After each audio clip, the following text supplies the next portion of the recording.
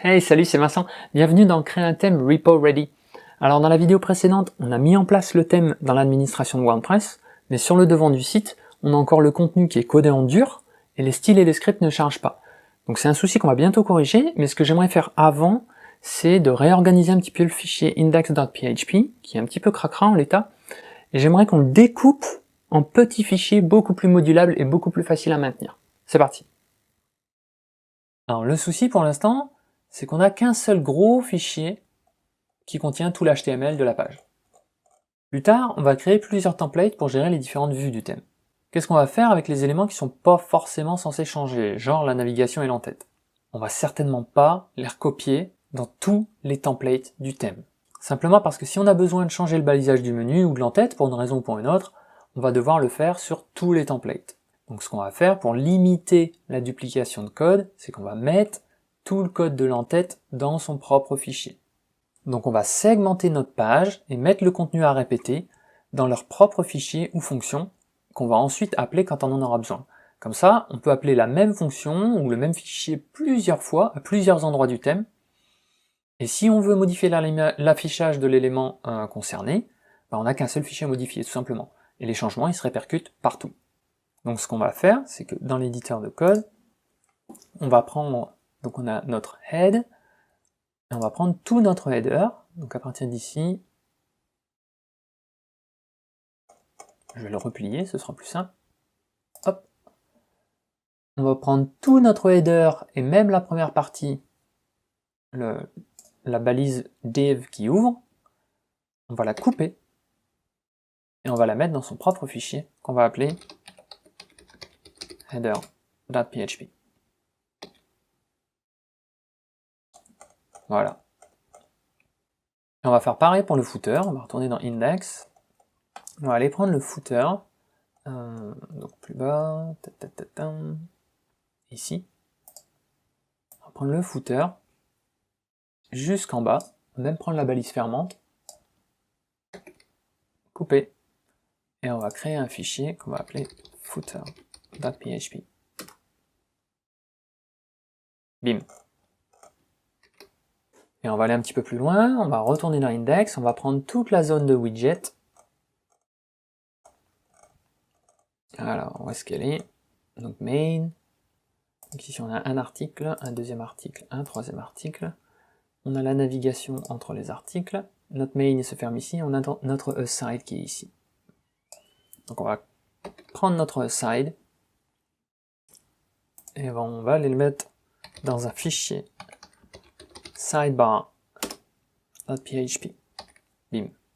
Voilà. Et maintenant, pour appeler tous ces fichiers dans notre fichier index, ce qu'on va faire, c'est qu'on va utiliser la fonction getHeader. Ensuite, ici, on a notre contenu principal.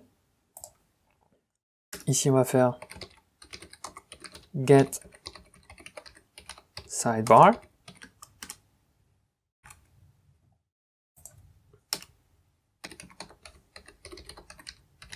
Et getFooter. Maintenant, on retourne sur notre site, on rafraîchit, et on a exactement la même chose. Alors, on a exactement la même chose, mais déjà, quand on retourne sur index.php, le fichier, il est beaucoup plus lisible.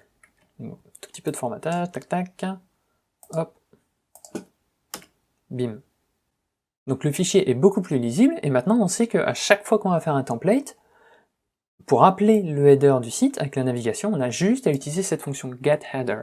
Et par défaut, elle va aller chercher le fichier qui s'appelle header.php qui est ici.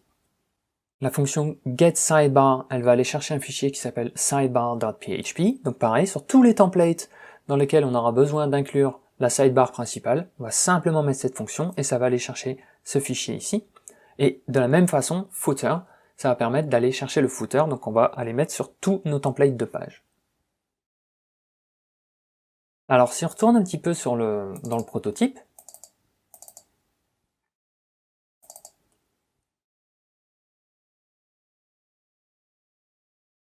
voilà, on avait vu que voilà, on avait une sidebar principale qui était ici, mais on avait aussi une zone de widget ici, dans le menu, et on en avait aussi une ici dans le bas de page. Donc ce qu'on peut faire, c'est qu'on peut faire exactement la même chose que ce qu'on a fait pour celle-ci. Donc on va retourner dans l'éditeur de code. Donc notre zone de widget ici, elle est dans la zone de navigation, donc elle est dans le fichier header.php. Donc on va dans header, et vous voyez que ici on a, donc ça c'est la navigation, et ici, voilà, on a une autre zone de widget. Ici. Donc ce qu'on peut faire, c'est qu'on peut prendre cette zone de widget, et on peut aller créer un autre fichier, sidebar-menu par exemple, dans lequel on va coller notre sidebar, et idem dans footer. Dans footer, on a aussi un aside avec une zone de widget, on peut couper ça, créer un nouveau fichier, sidebar footer, voilà, copier ça dedans, on sauvegarde, et pour les appeler, ces fichiers, simplement ici, on va utiliser la même fonction, mais on va lui passer un paramètre,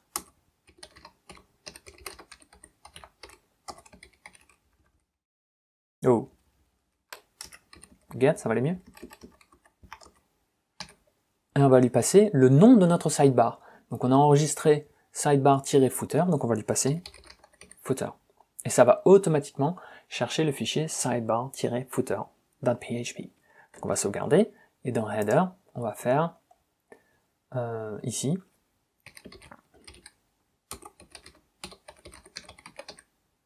get sidebar, et on revient ici, on l'a appelé menu, si je dis pas de bêtises, sidebar menu. On sauvegarde, on revient sur notre site, on rafraîchit, et on a exactement la même chose. C'est-à-dire qu'ici rien n'a changé, tout ce qu'on a fait c'est réarchitecturer un petit peu notre thème pour que ce soit beaucoup plus facile à maintenir plus tard. Donc ces trois fonctions, voilà, ces trois fonctions, getHeader, getSidebar et getFooter, elles fonctionnent exactement de la même façon. Vous pouvez simplement leur passer un nom, et WordPress ira chercher header- et le nom que vous lui avez donné. Et si elle ne trouve pas ce fichier, elle ira prendre le header.php standard.